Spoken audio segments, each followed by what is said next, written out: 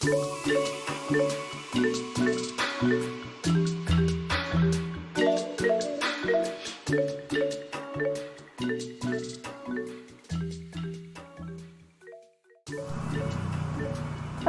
pajak.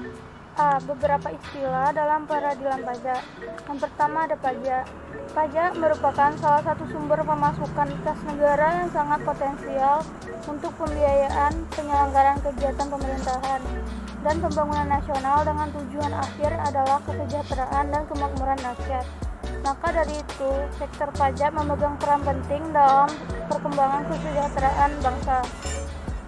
Yang kedua ada sengketa pajak, adalah sengketa yang timbul dalam bidang perpajakan antara wajib pajak atau penanggung pajak dan pejabat yang berwenang sebagai akibat dikeluarkannya keputusan yang dapat diajukan banding atau gugatan kepada pengadilan pajak berdasarkan perundang-undangan perpajakan, termasuk gugatan atau pelaksanaan penagihan berdasarkan undang-undang penagihan pajak dengan surat paksa. Yang ketiga ada banding, adalah upaya hukum yang dapat dilakukan oleh wajib pajak atau penanggung pajak terhadap suatu keputusan yang dapat diajukan banding berdasarkan peraturan perundang-undangan perpajakan yang berlaku. Yang keempat ada gugatan. Gugatan adalah upaya hukum yang dapat dilakukan oleh wajib pajak atau penanggung pajak terhadap pelaksanaan penagihan pajak atau terhadap suatu keputusan yang dapat diajukan gugatan berdasarkan perundang-undangan perpajakan yang berlaku. Yang D ada peradilan pajak. Peradilan pajak terbagi menjadi dua. Yang pertama peradilan dalam hukum pajak. Hukum administrasi, yaitu berupa sanksi administrasi baik berupa bunga, denda, tambahan pokok pajak maupun kenaikan yang dijatuhkan oleh fiskus. Yang kedua ada hukum pidana, berupa denda pidana maupun hukum penjara yang dijatuhkan oleh hakim. Peradilan administrasi pajak. Peradilan yang pertama ada peradilan administrasi tidak murni. Peradilan administrasi ini hanya melibatkan dua pihak, yaitu pihak wajib pajak dan fiskus, tanpa melibatkan pihak ketiga yang independen. Yang kedua ada peradilan administrasi murni. Peraturan administrasi yang melibatkan tiga pihak, yaitu wajib pajak, fiskus, dan hakim yang mengadili. Selanjutnya adalah pengadilan pajak. Pengadilan pajak adalah badan peradilan yang melaksanakan kekuasaan kehakiman di Indonesia bagi wajib pajak atau penanggung pajak yang mencari keadilan terhadap sengketa pajak. Pengadilan pajak berkedudukan di ibu kota negara. Susunannya terdiri dari yang pertama pemimpin, yang kedua hakim anggota, yang ketiga sekretaris, yang keempat panitera. Selanjutnya yaitu banding. Banding yaitu upaya hukum yang dapat dilakukan oleh wajib pajak atau penanggung pajak terhadap suatu keputusan yang diajukan banding berdasarkan peraturan perundang-undangan perpajakan yang berlaku. Yang pertama, siapa yang mengajukan banding? Banding dapat diajukan oleh wajib pajak, ahli warisnya, seorang pengurus atau kuasa hukumnya. Yang kedua, pencabutan banding. Banding dapat diajukan surat pencabutan kepada pengadilan pajak. Banding yang dicabut dihapus dari daftar sengketa dengan cara sebagai berikut. Yang pertama, penetapan ketua dalam hal surat pernyataan pencabutan diajukan sebelum sidang pelaksanaan.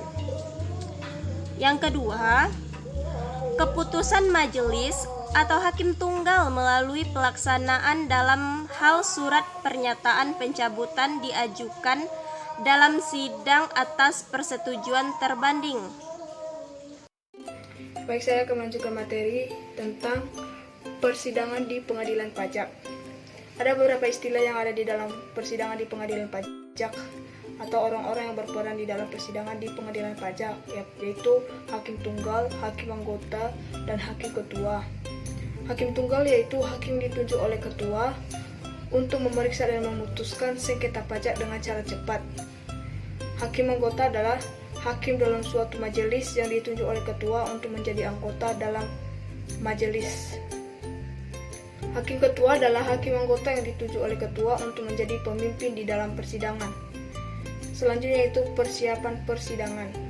Pengadilan pajak meminta surat uraian banding atau surat tanggapan atas surat gugatan terhadap perbanding atau tergugat dalam jangka waktu 14 hari sejak tanggal diterima surat banding atau surat gugatan.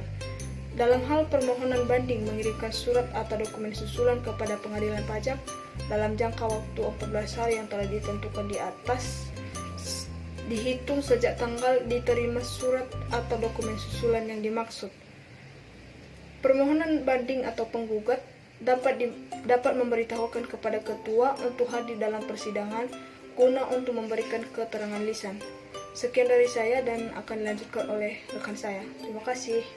Assalamualaikum warahmatullahi wabarakatuh. Saya Ica Jusnita dengan nomor BP 015. Di sini saya akan melanjutkan membaca materi yang telah disampaikan oleh rekan saya Kristina Santika Bawamenewi, yaitu persiapan persidangan.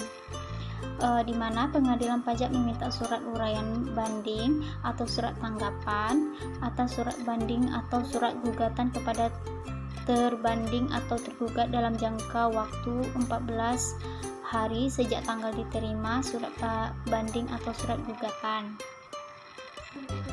Dalam hal permohonan banding, mengirimkan surat atau dokumen susulan kepada pengadilan pajak dalam jangka waktu 14 hari di atas dihitung sejak tanggal diterima surat atau dokumen susulan dimaksud. Pemohon banding atau penggugat dapat memberitahukan kepada ketua untuk hadir dalam persidangan guna memberikan keterangan lisan. Yang selanjutnya, pembuktian dan sanksi dalam sidang pengadilan pajak. Dalam sidang pengadilan pajak, alat bukti dapat berupa yang pertama surat atau tulisan, yang kedua keterangan ahli, yang ketiga keterangan para saksi, yang keempat pengakuan para pihak, yang kelima pengetahuan hakim. Putusan pengadilan pajak. Putusan pengadilan pajak merupakan putusan akhir dan mempunyai kekuatan hukum tetap. Pengadilan pajak dapat mengeluarkan putusan setelah atas gugatan berkenaan dengan pemohon agar tindak lanjut pelaksanaan penagihan pajak ditunda selama pemeriksaan sengketa pajak sedang berjalan. Putusan pengadilan pajak diambil berdasarkan hasil penilaian pembuktian dan berdasarkan peraturan perundang-undangan perpajakan yang bersangkutan serta berdasarkan keyakinan hakim. Yang pertama, pelaksanaan putusan. Putusan pengadilan pajak langsung dapat dilaksanakan dengan tidak memerlukan lagi keputusan pejabat yang berwenang, kecuali peraturan perundang-undangan mengatur lain. Apabila putusan pengadilan pajak mengabulkan sebagian atau seluruh banding, kelebihan pembayaran pajak dikembalikan dengan ditambah imbalan bunga sebesar 2% sebulan untuk paling lama 24 bulan, sesuai dengan ketentuan perundang-undangan perpajakan berlaku. Yang kedua, peninjauan kembali atau PK terbagi menjadi beberapa. Yang pertama yaitu PK ke Mahkamah Agung. Permohonan peninjauan kembali hanya dapat diajukan 1 kali kepada Mahkamah Agung melalui pengadilan pajak. Permohonan peninjauan kembali tidak menangguhkan atau menghentikan pelaksanaan putusan pengadilan pajak. Yang kedua yaitu hukum acara PK. Hukum acara yang berlaku pada pemeriksaan peninjauan kembali adalah hukum pemerintahan peninjauan kembali sebagaimana dimaksud dalam Undang-Undang Nomor 14 Tahun 1985 tentang Mahkamah Agung, kecuali yang diatur secara khusus dalam Undang-Undang Perpajakan. Yang ketiga yaitu alasan PK. Permohonan peninjauan kembali hanya dapat diajukan berdasarkan alasan-alasan, diantaranya yaitu apabila keputusan pengadilan pajak didasarkan pada suatu kebohongan atau tipu muslihat pihak lawan yang diketahui setelah perkaranya diputus atau didasarkan pada bukti-bukti yang kemudian oleh hakim pidana dinyatakan palsu. Yang kedua, apabila terdapat bukti tertulis baru yang penting dan bersifat menentukan, yang apabila diketahui pada tahap persidangan di pengadilan pajak akan menghasilkan putusan yang berbeda.